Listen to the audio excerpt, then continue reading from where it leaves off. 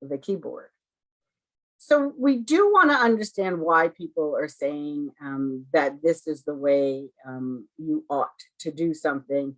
And we do understand that your ideal self might be different. And the idea is to formulate a self that is happy and that works best with what are your true personality traits, what are your true characteristics, and what are your true talents, and what are your skills that you can add to that.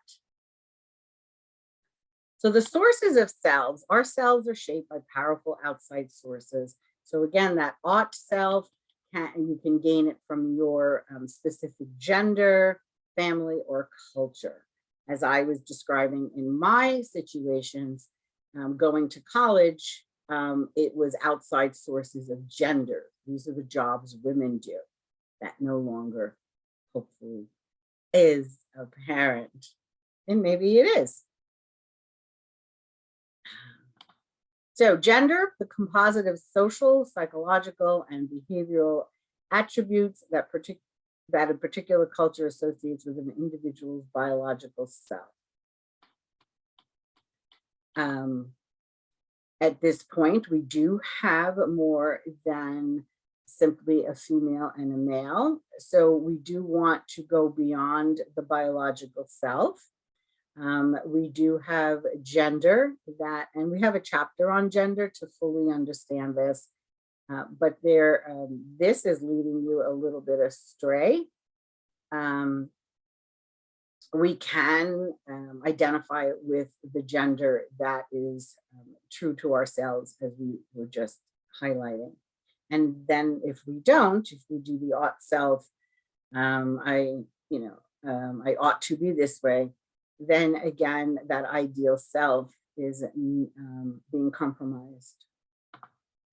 So your family affects yourself. The interactions with caregivers shape the dimensions of your behavior. So when it talks about, and I'm going to refer to the book in a minute because I do like you to understand what you're reading. So attachment anxiety and attachment avoidance. So I don't know if they have it clear.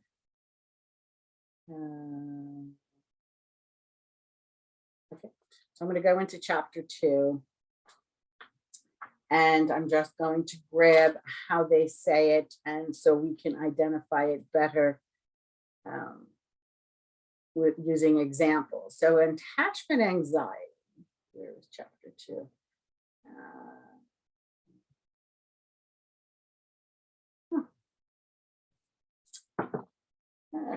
Just give me 2 seconds. Okay, we did that. We did that. We did that.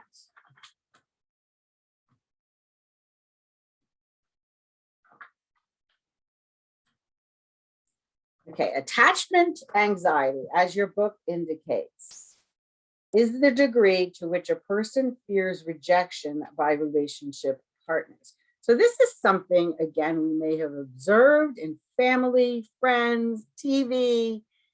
They're interactions that we've had with what we observe and how other people's behave, that we may tend to have some anxiety about attaching ourselves with one other person. And this can be friends. It doesn't have to be, romantic partners. And attachment avoidance is the degree to which someone desires close interpersonal ties. If you have high attachment avoidance, you'll likely experience little interest in intimacy, preferring solitude instead. So it depends. If I see that I'm working best only by myself, then I have a high attachment avoidance, which means I'm highly more likely to be by myself than attach myself with somebody else. So this is why sometimes we find it hard to understand, because this may not be you, but this may be somebody else. So you may have a low attachment avoidance. So you are able to come close and have close relationships. And then the person that you want to have a close relationship with is having a high attachment avoidance. So you're going to see that it's going to take a little bit of time and compassion and compromise for the two of you to understand. So we have 4 attachment styles, and your book does not, your book goes on into describing all 4 of them. So we have the 2, and from the 2, they get broken down into 4. So let's take a look. So secure attachment, and it's pretty not, it's not too hard to think of the definition. Individuals are low on both anxiety and avoidance. They're comfortable with intimacy and seek close ties with others. So you're secure in the previous 2. You do not have attachment anxiety that's high. You do not have attachment avoidance that's high. You have them both low. So you are secure and comfortable with yourself. And then in most cases, that will mirror itself, and you can become more secure with close relationships with someone else that has a secure attachment. So preoccupied attachment. Adults are high in anxiety and low in avoidance. They desire closeness, but plagued with fear of rejection. So the latter one, if I have high avoidance, I feel like, this person's not going to like me if I'm Republican and they're Democrat. So we want to acknowledge that this may exist, that we have a fear of people not liking us. So that's pretty much what the preoccupied attachment is. I want to be a friend of yours, but if I reveal too much information, you may judge me. So that keeps you from being friends or further. So the next is dismissive attachment, which is low anxiety but high avoidance. They are very close they view close relationships as comparatively unimportant, instead prizing and prioritizing their self-reliance. So for this dismissive attachment, you don't have to have close friends. You probably, and if you look at Facebook and we have 17,000 followers, we now know that these are not our friends. It's more business oriented or your social atmosphere oriented. And that may be a substitute you have for having a close friendship. Remember, your hand is enough for those close friends, 5 of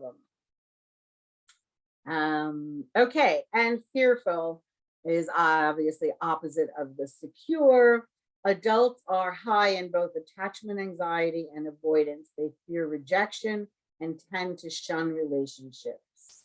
So they don't even start something because of either past experiences, observing others' behaviors. And now we know. That's why you study this in the class. We know the differences. Everybody cannot be secure attachment.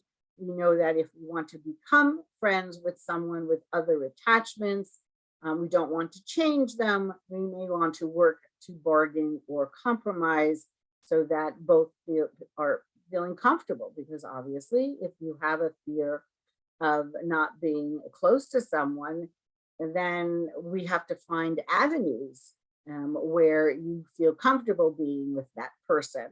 Maybe you love running, so now you're going to start that other person being a partner in running rather than running by yourself.